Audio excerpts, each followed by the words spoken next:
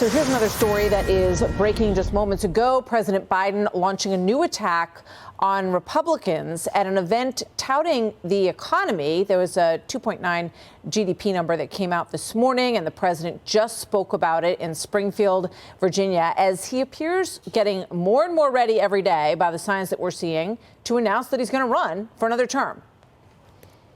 What in God's name would the Americans give up the progress we've made for the chaos they're suggesting? I don't get it. That's why the MAGA Republicans deliberately choose to inflict this kind of pain on the American people. Why? Why? This nation has gone through too much. We've come too far to let that happen. I will not let it happen. Not on my watch. I will veto everything they send me. I will veto everything they send me.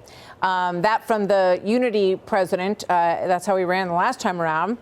Sounds like it's a bit of a different tone if that's the beginning of a next campaign. With that, we bring in Republican Senator John Kennedy of Louisiana. Senator, always good to have you with us. What's your immediate reaction to what you heard the president say there? I think that President Biden is the only person in the Milky Way who thinks our country is headed in the right direction. Look at the facts. Last year, our economy grew at 1%. 1%. China's economy was shut down. It grew at 3%.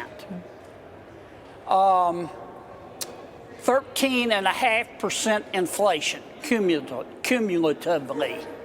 That's what President Biden has given us in 2 years. Average rent up 12%. Average 30-year mortgage has gone from 3% to 6.5%. Average wage down 4%. Because President Biden wouldn't stand up to the teachers' unions, our kids have experienced the largest learning loss in modern history. I don't mean any disrespect, but if that was my record, I would hide my head in a bag. And it doesn't give me joy to say that, Martha, but those are the cold, hard facts. Now, the American people can't cite you all the statistics that I just articulated, but I can tell you what they do know. They understand that our national debt is rising faster than our national output. They understand, the American people do, that the border's wide open. They understand that crime is way up. They understand that respect for our institutions is way down. The American people understand that it's harder than ever to get ahead in our country right now, and it's easier than ever to do nothing. And that's why well over 70% of the people think we're headed in the wrong direction. I'm sorry, if I may, just quickly, one of the things that he's talking about there is a suggestion that Republicans want to pull back on Social Security or Medicare or Medicaid. You can see the backlash that's coming out against any suggestion when you talk about the debt, $13 trillion in United States debt, any suggestion that we should cut some spending somewhere along the line. Quick thought on that, if you could, sir.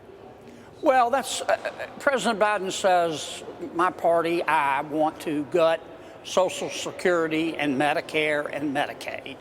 And that's just not true. Not even George Santos would make up a whopper like that. and the president knows that.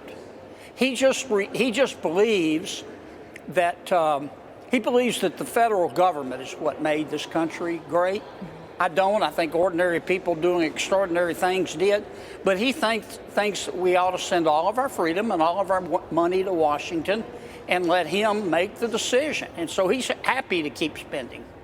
All right. Senator, thank you very much. We're going to talk more about this in the layout. The president's going to be traveling with DNC events in New York and Philadelphia, huge fundraisers, as he likely gears up to announce that he will run again for president of the United States. Senator Kennedy, thank you very much. Good to see you as always. Hey, Sean Hannity here. Hey, click here to subscribe to Fox News YouTube page and catch our hottest interviews and most compelling analysis. You will not get it anywhere else.